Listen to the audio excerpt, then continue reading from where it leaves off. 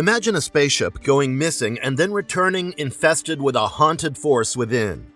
This spaceship is known as Event Horizon, which forms the crux of the story of the British-American sci-fi horror movie of the same name released in 1997. Paul W.S. Anderson, who directed the popular Mortal Kombat, also directed this movie, which Philip Eisner wrote. The film starred Laurence Fishburne of the John Wick series, Sam Neill, and Kathleen Quilan.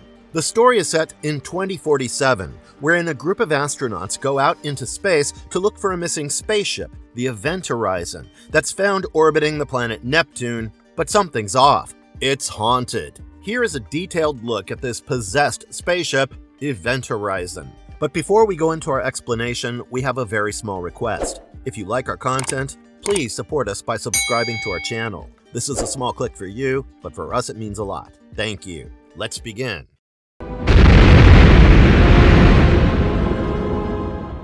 Event Horizon and its purpose of existence. Dr. William Bill Weir, an astrophysicist from Australia and the antagonist in the movie, designed the gravity drive to create a gateway that would make the start point and the destination point simultaneously exist by folding space. Dr. Weir had done this by tapping the black hole present in the core of the gravity drive. An invention of this magnitude had to be tested, and therefore the Event Horizon was sanctioned to be launched to test the gravity drive. The gravity drive was lodged in the aft section of the vessel and was enclosed in engineering decks that were sealed with high-pressure doors that formed the first and second containment zones to protect the personnel and command section of the Event Horizon's front decks from radiation coming from the gravity drive, as well as the gravitons that could leak out of the core. In my opinion, Dr. Weir's invention succeeded in messing up the continuity of time in space, which resulted in the entry of a foreign being into the ship. This was confirmed when the rescue team of astronauts found Event Horizon in space. Describe the ship. Let me take you a bit into the past. In the year 2040, habitation existed on the Moon and planet Mars, where several Earth colonies had been set up. It was also the year that Dr. Weir placed the gravity drive aboard the experimental spaceship, the Event Horizon ship, to assess its efficacy. It was the largest spaceship then, about 2,200 meters in length. As the Event Horizon zoomed past space, it created a gateway by maneuvering space with the gravity drive seated at its core, doing just fine. While in space, the crew on board tried to conduct a test run on the gravity drive, but the test went wrong, steering the ship to some unknown destination in space. No one knows the reason, except that as soon as the gravity drive was activated to travel to Proxima Centauri, the ship just vanished without a trace. After 7 years, the plot. It's 2047, and an SOS reached the base from the starship Event Horizon, which had now reappeared and was found orbiting planet Neptune. Dr. Weir decoded this SOS, and a rescue team was immediately assembled to board the rescue vessel Lewis and Clark. Apart from Dr. Weir, the designer of the Event Horizon, the crew included Captain Miller, Lieutenant Stark, Pilot Smith, Engineer Ensign Justine, Medical Technician Peters, Dr. DJ, and Rescue Technician Cooper. Each of these crew members happened to be on leave for various reasons when they were summoned for this mission. For instance, Dr. Weir, who lived in a space station, was mourning the loss of his wife Claire when they called him to join the mission. Peters had to rush for the mission and didn't even get a chance to see her son, who had paraplegia. They set out on this journey, and Dr. DJ alerts them that in 10 minutes, the ship would use up all its ion drives to release intense energy for the travel to Neptune, and if they were to survive, they would have to go into stasis. That is, in a water-filled gravity tank. Save me from hell. After about 56 days, the crew aboard Lewis and Clark reaches Neptune, but the water in the gravity tank has emptied, waking up Dr. Weir. As he strolls around the ship, he spots something on the bridge. Nearing the bridge, he's shocked to find his wife, Claire, on a chair, dead and nude. He takes a moment to notice that her eyes are absent, and then she was gone. Dr. Weir howls and finds himself in the gravity tank as if he hadn't moved. He was hallucinating, and this scene sets the tone for the rest of the movie. One by one, the team comes out of their stasis state and Dr. Weir plays out the SOS signal they had received from Event Horizon, which was somewhere in a decayed orbit near Neptune. The distress signal was dotted with various sounds decoded as cries for help. At one point, DJ heard some Latin words translated as "save me." Hearing the decoded version of the signal, the crew feels shaken since they were told that the Event Horizon's disappearance was due to its reactor bursting. They didn't know what the cries for help were, what was in store for them. Here, Dr. Weir lets the crew in on the real purpose of the Event Horizon and the functionality of the gravity drive, adding that someone may have been meddling with it, due to which the journey became uncertain. The evil ship at work. Soon, a siren goes off, indicating that their ship was close to the drifting Event Horizon. When they closed in, they figured it was eerily silent inside, and the sensor readings were ambiguous, compelling Dr. Miller to align their ship next to the Event Horizon and go inside. Inside, the artificial gravity seemed not to be working, and therefore things were in a state of suspension. Dr. Weir guides them and tells them that the front part of the ship contains the medical area and the bridge. Dr. Weir says a long corridor separated them from the gravity drive, which could be blown up and used as an escape vessel. But things weren't going to be easy as the group split up. While checking for the ship's logs, they found corpses frozen and suspended near the bridge. The eyes of the corpses were missing. The other party, consisting of Justin and Cooper, goes to the core of the Event Horizon, but as Justin opens the metal door, a black liquid substance sucks him in, and the liquid lets out an electric current upon touching, rattling Justin. Cooper jumps in to rescue Justin, but in the process, sparks fly, destroying the hull of Lewis and Clark, forcing its pilots, Smith and Stark, to jump aboard Event Horizon. As the gravity is restored, the crew members walk about freely to find remnants of carnage on the ship, with blood and bones on the windows depicting the earlier crew's fate. Dr. Weir figures that the Event Horizon had activated a gateway into a knee-deep destination in chaos and sheer evil. It was now a live being. It was an evil dimension where Event Horizon was for the past 7 years. The guessing game was on, and most felt that the Event Horizon may have strayed into the abyss of hell, or even worse.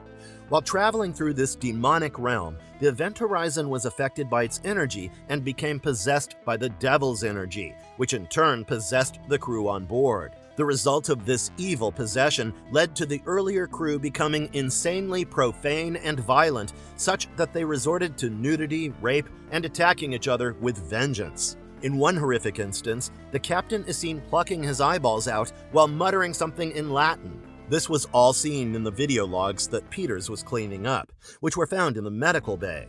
As the crew discover what happened on board, they notice they were also affected. The first one to be affected was Justin, who was in a catatonic state and turned suicidal, muttering the words, "the dark within me." Miller somehow saves him before he could eject himself into space. DJ puts away Justin in the gravity tank to recover. Peters keeps seeing her paraplegic son looking at her as she snaps out of the feeling. Stark thinks the evil force, probably Satan, was inside the ship and was driving the crew insane by using a simple philosophy: activate their sad memories. Captain Miller doesn't believe something is wrong until he hears the voice of Eddie Corrick, who Miller had worked with on a ship called Goliath. A tragic incident had occurred on that ship. The oxygen tank was destroyed, and while Miller managed to save himself and the other 2 crew members by getting them onto an escape boat, he had to leave Eddie to die since the fire broke out, killing him. His voice was now haunting. How did the Event Horizon know about this incident that had occurred in Captain Miller's life? Stark seemed right. Dr. Weir blames the delusional state on the presence of carbon dioxide inside the ship and the emotional turmoil, but hides his own hallucinations about seeing his wife commit suicide. His wife's death had reminded him that his workaholic regime had led her to take this step. Smith loses it and yells at Dr. Weir for meddling with the principles of physics, which has led to the death of the earlier crew on the ship. In addition to the hallucinations, there were random sounds of banging on the many doors on the ship and occasional power cuts. What was all that about? The crew asked, but Dr. Weir couldn't give a convincing explanation.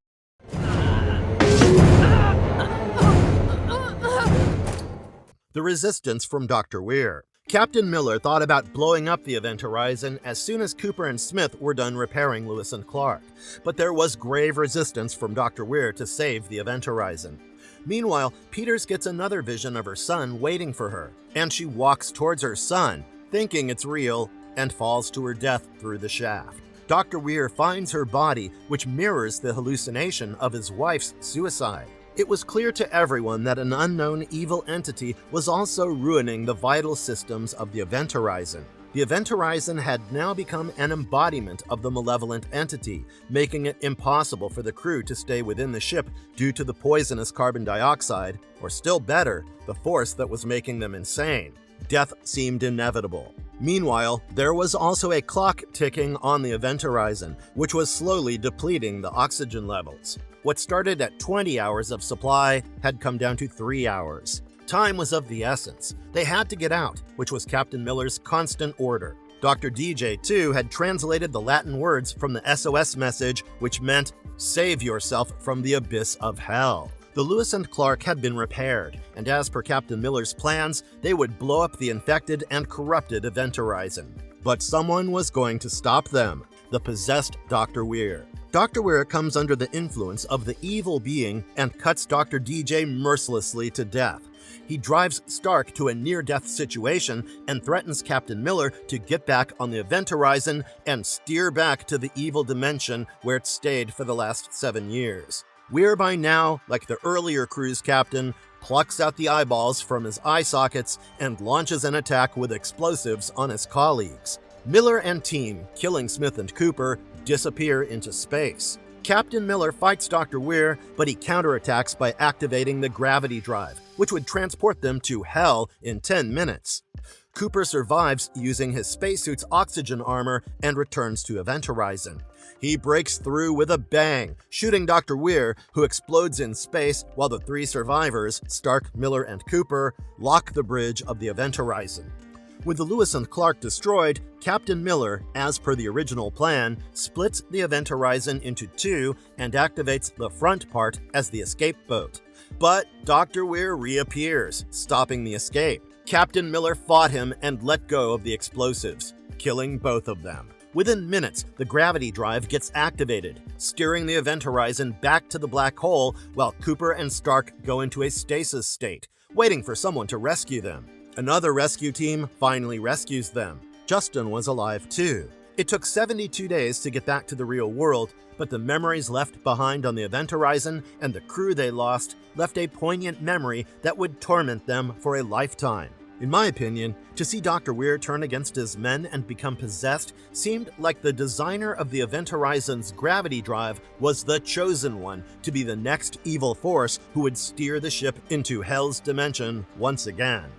Evil powers birth evil abilities. As an unseen evil force, it had access to every nook and corner of the Event Horizon, and despite it being a maze of compartments, it knew its way around as well as all the functions of all the tools.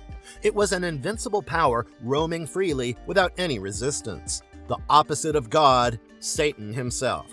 No wonder Satan even knew the life histories of each of the crew members, and, therefore, could play these members based on their worst-kept secrets.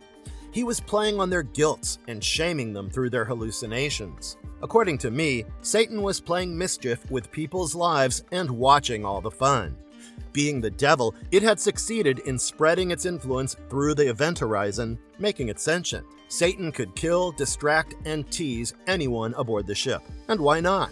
Because the Event Horizon had strayed into the hellish dimension, it thence had to be bitter. The chant that was going around in the ship, "The dark within me," was like a curse injected into each of the crew members by the evil force. No wonder Justin got suicidal, because he was blaming himself for something unforgivable. The malevolent force induced all these feelings and self-loathing, like an all-pervading being in the form of the Event Horizon. Although the ship looked abandoned and drifting in space, inside it was a graveyard, depicting it was perfectly capable of hurting and killing. So the whole abandoned thing felt like a front to attract victims. In my opinion, the SOS signal seemed like a ruse to trap the crew, and even if the crew had not fought back, this act would have continued. The Event Horizon had turned hostile, capable of reading every action in a negative manner, which was characteristic of the evil force's influence it was under. It could identify and segregate people's emotions towards it, and that's why some people were treated better than others. Dr. Weir seemed to be the evil force's favorite soldier to spread mayhem. When Miller tried to split the ship into two to activate the escape boat to run before they would come under the influence of the Devil's force, blood oozed from nowhere and started filling up the tank, scaring Cooper and Stark. It could hear their plans and was angry that Captain Miller was planning to blow it up. No wonder several attempts were made to hurt the fighting and surviving trio.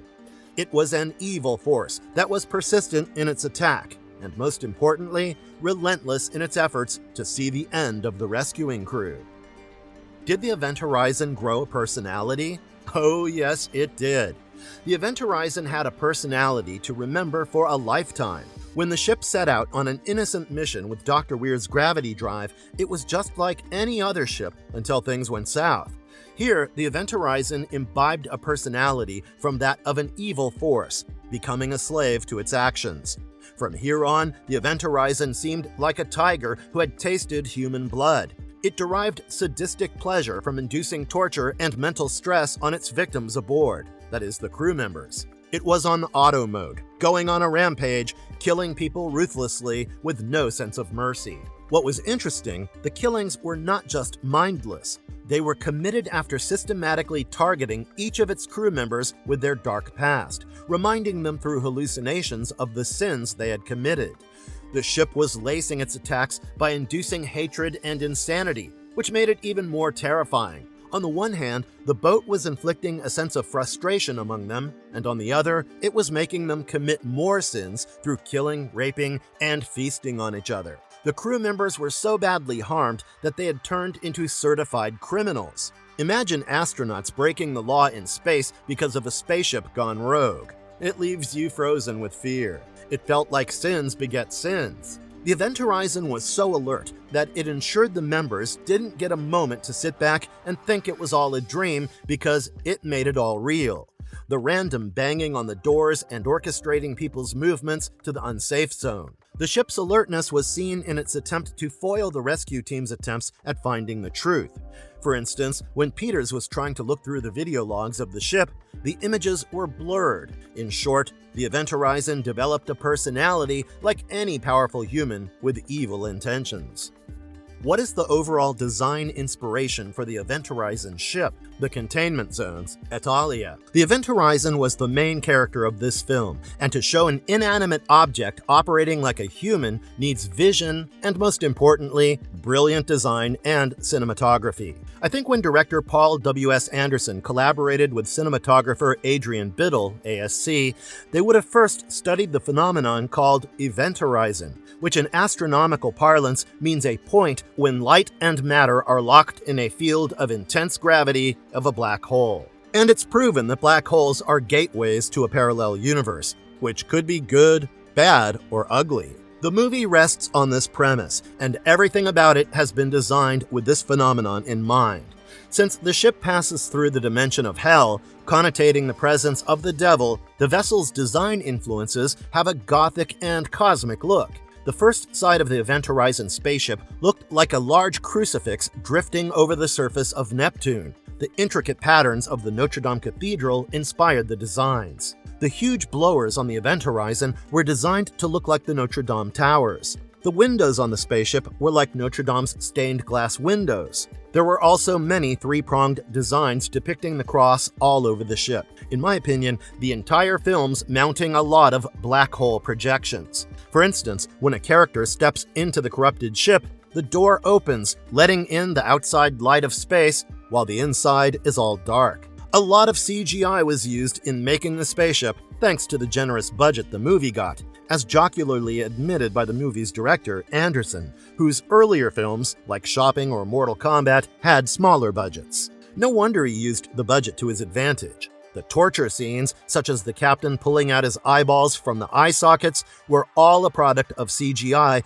and the usage of the right kind of lighting. The magic of Event Horizon's design was largely brought to life by four people: the director, the cinematographer, the production designer Joseph Bennett, and visual effects supervisor Richard Yursich. The idea was always to do something different, as confirmed by the director-cinematographer duo. An attempt was made to design something where no one has ever gone. Making a spaceship sentient meant a whole new thought process to make it a being.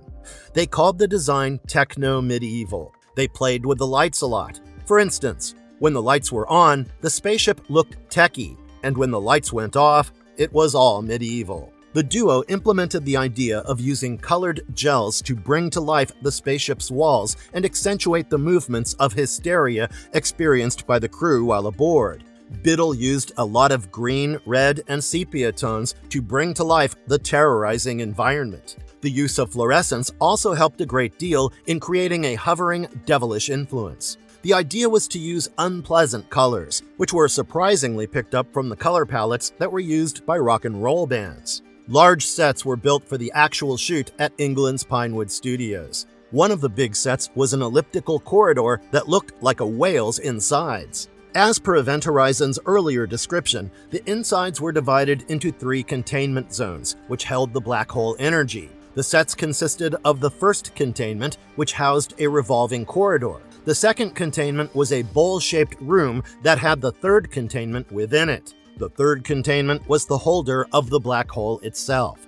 Biddle says it was a challenge shooting each containment, since the first containment was as long as 50 inches, which revolved, and the camera had to be placed in the static walkway to get the best results on the screen. The challenge was to light it up to get the best effect. The first containment was lined with lights whirling in a manner that proved to be a beacon for the external ship Lewis and Clark. Also, the effect of artificial gravity was attributed to the rotating structures designed to create a centrifugal force that complemented gravity. In the movie, the first containment depicts an entrance into the second containment, which houses the Devil's Den. The second containment had big walls, protruding pointed nails, and a rotating fishbowl. The director-cinematographer shot in ankle-deep water and used the flooded second containment to give the walls a curved appearance. The second containment had to look threatening enough and was lit up accordingly with lasers when the lights were on, and when dark, they used backlights placed behind the walls. The third containment housed the black hole and was designed with a big rotating gyroscope that had layers of spikes holding the black hole. The spikes gave the feel of "touch me not, or you will perish." The third containment was symbolic of keeping the most potent part of the ship, the Devil's Heart, and therefore it had to look mean and scary. The constant movement of the gyroscope made it look like a human brain at work. Cinematically, the effect of a Devil's Den was created by lighting up the tracks and setting it in motion. The gyroscope, too, had 500-watt bulbs on them, which, while rotating, gave that lurking effect. Marvelous verdict. If I were to watch Event Horizon in the present day, I wouldn't depict the spaceship as someone under the influence of an evil force. I would rather think it was a robot programmed to function in a certain manner. An evil operator may have coded the Event Horizon with life histories of the crew members aboard, which made it attack them mentally with their past. The only glitch is that the robot would only know the past of certain crew members and not everyone, which wasn't the case in the movie.